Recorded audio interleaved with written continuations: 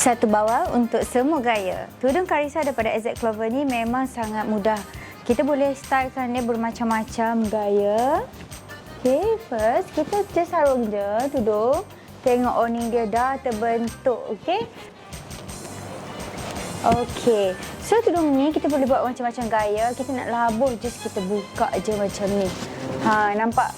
Kalau kita nak kemaskan dia, kita just pin je dekat sini. Tudung ni sesuai untuk kita pergi travel ke, pergi kerja ke, pergi kenduri ke, nak pergi dating ke, nak pergi mengajar ke. Sangat cantik, sangat kemas.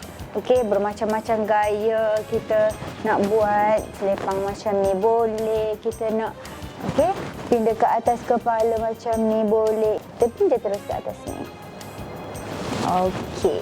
So, you nampak dekat sini, okey? Dia punya design dekat sini, dia ada border. Okay, kat sini ada pemberat iaitu AZ Clover tag. So, dia akan nampak lagi elegan, cantik.